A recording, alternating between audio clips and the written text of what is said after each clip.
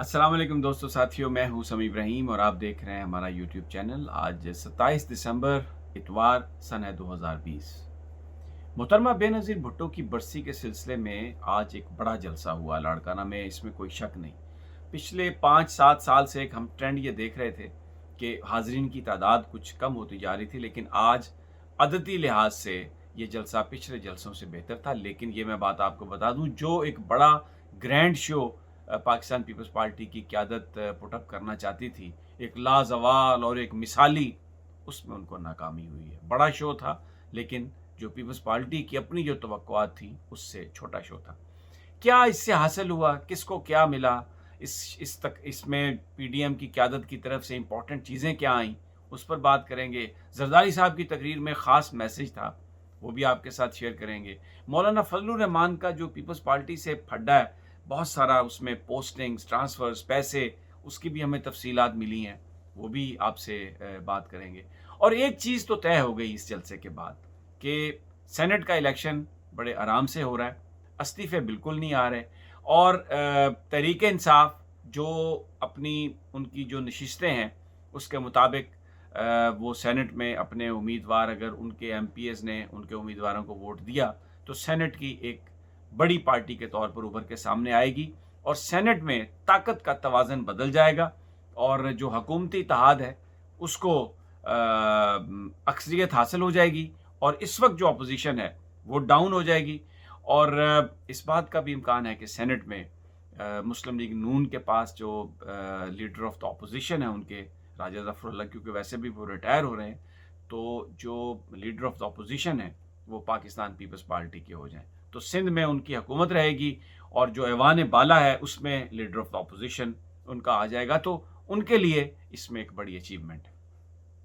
थोड़ा सा मैं पहले आपसे अर्ज़ करता हूँ कि जो स्टेज पर लोग बैठे थे, जलसा तो मोहतरमा बेनज़ीर भुट्टो की याद में था और ज़ुल्फ़िकार अली भुट्टो को भी ख़राज तहसीन पेश किया जा रहा था, लेकिन जो लोग ये करने वाले थे, मैं आपको उनके नाम बताऊंगा, थोड़ा उनकी हिस्ट्री भी बताता हूँ, फिर आपको ये अंदाज़ा होगा कि मुकम्मल मुनाफ़क़त पर मबनी ये जलसा था।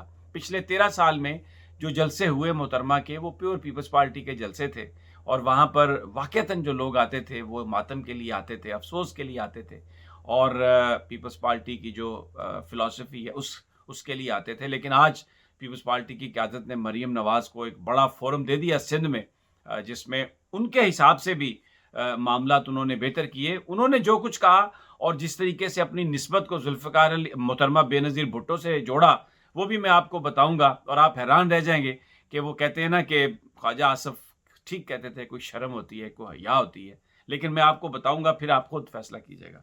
अब आज वहाँ पर तकारीर किसने की? अख्तर मैंगल साहब, उन्होंने आके बलूचिस्तान का ज़िक्र किया, करीमा बलोच का ज़िक्र किया, पाकिस्तान की फ़ौज को गाली दी और घर को तोड़ने की बात की। अब कहाँ पर वो ये बात कर रहे हैं? ज़ुल्फ़िकार अली भुट्टो के मज़ार पर, उनकी कब्र पर। और ये अख्तर मैंगल साहब कौन है? ये अताउल्लाह मैंगल के बेटे हैं, जो वज़ीर आला थे बलूचिस्तान के, जिनकी हुकूमत को तोड़ा था ज़ुल्फ़िकार अली भुट्टो ने। वहाँ पर फ़ौजी एक्शन किया था क्योंकि अताउल्लाह मैंगल जो थे वो पाकिस्तान से बलूचिस्तान की अलहदगी के लिए बलूचिस्तान असम्बली में करारदाद पास करवाना चाहते थे। अंदाज़ा लगा लें आप। दूसरे उनके साथ कौन बैठे हुए थे? महमूद खान अचकज़ई साहब थे। और वो कौन थे? समद अचकज़ई साहब के वो साहबजादे, वो भी अख्तर मैंगल के साथी, पाकिस्तान के ख़िलाफ़ बात करने वाले, पाकिस्तान को तोड़ने की कोशिशें करने वाले। हैदराबाद ट्रिब्यूनल जो बगावत के इल्ज़ाम में बनाया गया था, सब के सब उसमें शरीक थे, मुल्ज़म थे। हैदराबाद ट्रिब्यूनल तोड़ा था जनरल ज़ियाउल हक ने, क्योंकि ज़ुल्फ़िकार अली भुट्टो को फांसी देनी थी। तो इसलिए ये सारे लोग जो थे, इनको उन्होंने आज़ाद कर दिया और ये मुख्तलिफ़ नई जमातों में सियासत में आ गए, जबकि supreme court of Pakistan illegal करार दे चुकी थी नेशनल अवामी पार्टी को, और इन लोगों के सियासत पर ये नहीं आ सकते थे सियासत में अगर ज़ियाउल हक ना चाहते। फिर तीसरे करैक्टर आ जाएँ, कौन थे? जनाब अब्दुल गफूर हैदरी। किसको वो रिप्रेजेंट कर रहे हैं? जमीयत उलमा इस्लाम को। जमीयत उलमा इस्लाम किसकी जमात थी? मौलाना मुफ्ती महमूद की जमात थी, जो उस पीएनए के सरबराह थे, जिसने ज़ुल्फ़िकार अली भुट्टो को इक़्तिदार से हटाने के लिए एक तहरीक चलाई और फिर ज़ियाउल हक के साथ मिलकर उन्होंने ذوالفقار علی بھٹو کو جو پھانسی پر پہنچانے کا کام تھا وہ اس کو اپنے انجام تک پہنچایا. وہ آج کھڑے ہو کر وہاں پر گالیاں نکال رہے تھے، فوج کو گالیاں نکال رہے تھے. پھر ایک اور صاحب، ایک اور شخصیت، امیر حیدر ہوتی، ANP کے. اب ان کی شہرت کیا؟ جس وقت وہ وزیر اعلیٰ تھے KPK کے، تو ایزی لوڈ کے نام سے انہیں جانا جاتا تھا. Easy load. اب میں KPK کے لوگ بہت اچھے طریقے سے جانتے ہیں کہ ایزی لوڈ کا کیا مطلب تھا. یہ وہ قیادت تھی.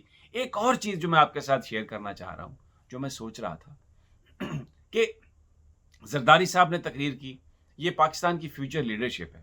زرداری صاحب کسی یونیورسٹی کے فارغ التحصیل نہیں ہے، کہیں سے انہوں نے ڈگری حاصل نہیں کی، کوئی ان کا ایکسپوجر نہیں ہے، کوئی لاء کا نہیں پتا، انٹرنیشنل جو کمپلیکیشنز ہیں ان کا نہیں پتا، کسی چیز کا نہیں پتا سوائے اس کے کہ مال بنانے کے ماہر ہیں، اور مال انہوں نے بنایا.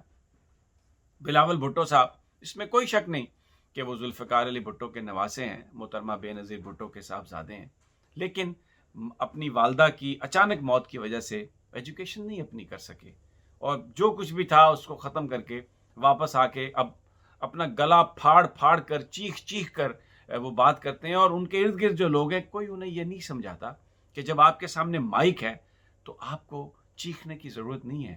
آپ اگر آرام سے اطمینان سے بات کریں گے تو لوگ اس کو مانیں گے.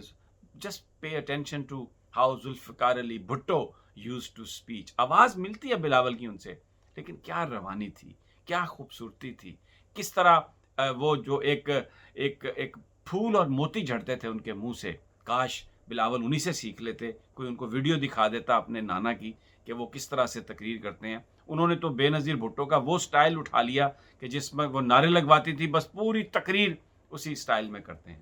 پھر چلیں، خیر یہ میں لیڈرشپ کی بات کر رہا ہوں. آ جائیں پھر تیسرا لیڈرشپ، مریم نواز صاحبہ جو نئی ایک لیڈر بنی ہیں. وہ ان کے والد صاحب نے وہ 3rd ڈویژن پاس تھیں اور مائگریشنیں کروا کے پتہ نہیں کہاں سے کہاں ان کو میڈیکل کالج میں داخلہ کروایا. نہیں کمپلیٹ کر سکیں، 2 میڈیکل کالجز میں گئیں، میڈیکل کی ڈگری امتحان پاس نہیں کر سکیں. کوئی ایکسپوجر نہیں ہے، انٹرنیشنل ریلیشنز کا پتہ نہیں ہے، کسی چیز کا علم نہیں ہے، لیکن پاکستان کی وزیر اعظم بننے کی خواہش مند ہیں اور کہہ رہی ہیں کہ ہم سب کو ہٹا دیں گے. ایک اور بات جو انہوں نے آج کہی، اپنی نسبت جوڑ دی انہوں نے محترمہ بے نظیر بھٹو کے ساتھ، اور کہا کہ ایک نسبت ہے کہ محترمہ بے نظیر بھٹو اپنے والد کی محبت میں انہوں نے سب کچھ کیمپین کیا اور اپنی جان قربان کر دی، اور میں بھی اپنے والد کی محبت میں بالکل اسی طرح شریک ہوں اور اسی طرح کوشش کر رہی ہوں. تو یہ میری محترمہ بے نظیر بھٹو سے نسبت ہے. ارے ذوالفقار علی بھٹو تو پاکستان کو ایک نیوکلیئر پاور بنانے کی پاداش میں پھانسی پہ چڑھ گیا.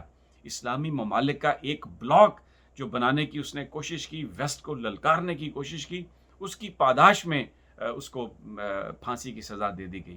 آپ کے والد صاحب کو تو سپریم کورٹ آف پاکستان نے، جبکہ ایک یہاں پر ڈیموکریسی تھی، نااہل قرار دیا. منی ٹریل نہیں دے سکے، جو پیسے انہوں نے بنائے اس کا نہیں بتا سکے کہ یہ کہاں سے سب کچھ لیا. تو آپ ان کو آپ اپنی محترمہ بے نظیر بھٹو سے نسبت قرار دے رہی ہیں. لیکن بہرحال نواز شریف صاحب، جو مجھے یاد ہے کہ پورے ماشاء اللہ کے دور میں 90 تک، ایون ضیاء الحق صاحب کی یہاں سے انتقال کے بعد بھی پیپلز پارٹی کے ساتھ جو سلوک نواز شریف صاحب کرتے رہے ہیں، محترمہ بے نظیر بھٹو کی والدہ نصرت بھٹو کی تصاویر جس طریقے سے انہوں نے اچھالی، سب کچھ کیا. مجھے نہیں پتا کہ بیگم نصرت بھٹو صاحبہ اپنی قبر میں کس طرح کروٹیں بدل رہی ہوں گی، اور ذوالفقار علی بھٹو آج کتنے سوچ رہے ہوں گے کہ یہ کون ہے کرنے والے. اب آپ دیکھیں، یہ آصف زرداری صاحب کرنے والے ہیں. آصف زرداری کا بھٹو خاندان سے کوئی تعلق نہیں. بلاول بھٹو ان کے اپنے اس وقت والد کے شہر میں ہیں، لیکن جس انداز میں وہ پالیٹکس کر رہے ہیں. بہرحال میں آپ سے یہ شیئر کرنا چاہتا تھا کہ یہ ویژن چوتھے جو تھے عبدالغفور حیدری، جن کا میں نے ذکر کیا، مدرسے سے فارغ التحصیل، کسی یونیورسٹی میں نہیں گیا، کہیں نہیں گیا. باقی اختر مینگل، محمود خان اچکزئی، صرف پاکستان کو گالیاں نکالنے والے. ساجد میر صاحب جو ہیں، آپ کو پتہ ہے وہ نواز شریف صاحب کہیں کھڑے ہو جاتے ہیں، نواز شریف صاحب کہیں بیٹھ جاتے ہیں. یہ قیادت پاکستان کی مستقبل کی قیادت جو پاکستان کی فوج کو برا بھلا کہہ رہی ہے. اور آج جو ایک افسوسناک چیز وہاں پر ہمیں سامنے آئی، وہ کیا تھی کہ سی پیک کے حوالے سے، جس کی پاکستان کی فوج گارنٹیڈ ہے اس کو کہہ رہے ہیں کہ جناب ہمیں یہ سی پیک نہیں چاہیے، ہمیں فوج کی گارنٹی والا سی پیک نہیں چاہیے۔ آپ چائنا کو کیا پیغام دے رہے ہیں؟ آپ کس کی گیم کر رہے ہیں؟ اور پھر یہ جو ساری تقریر تھی، سوائے پاکستان کی فوج کو، پاکستان کو گالیاں نکالنے کے، کوئی کسی غریب کے لیے کوئی میسج تھا؟ کوئی آنے والے وقتوں کے لیے کوئی اسٹریٹجی تھی؟ کوئی پلان آف ایکشن تھا؟ کچھ بھی نہیں تھا۔ ہاں، یہ بات کلیئر ہوگی، زرداری صاحب نے اپنی تقریر میں کہا اور مجھ سے سیکھو، میں نے پہلے بھی ایک صدر کو نکالا ہے جو جرنیل تھا، تو آپ ہم سے سیکھ لو، سیاست کرنی ہے، ہم نے جیلیں بھرنی ہے۔ استعفوں کا کوئی ذکر نہیں، ختم ہو گئی استعفوں کی بات۔ اور دوسری بات میں آپ کو اور بتا دوں کہ ایک عجیب بات ہے، پی ڈی ایم ویسے تو اس کے سربراہ مولانا فضل الرحمان ہے، ایک پیپلز پارٹی اپنے اعلان کر رہی ہے، مریم نواز اپنا اعلان کر رہی ہے، اور وہ تو خیر ایک سندھ میں انہیں ایک سٹیج چاہیے تھا، اور اپنے لحاظ سے انہوں نے ایک آج اچیومنٹ حاصل کر لی ہے، تقریر کی اور وہاں پر ٹھٹھے اور لوگوں سے جس انداز میں وہ باتیں کرتی رہیں، عمران خان کی جس طرح سے نقلیں اتارتی رہیں۔ سوچنا چاہیے پیپلز پارٹی کے ورکرز کو کہ کیا برسی کے موقع پر اس قسم کے ٹھٹھے لگانے، اس قسم کی نقلیں اتارنی، کیا یہ وہ جو ایونٹ ہے اس کی اگر ہم سینکٹرٹی کو دیکھیں تو کیا یہ سب بہتر تھا، یہ ہونا چاہیے تھا، یا آپ اپنا آئیں پلان دیں اور آپ چلے جائیں؟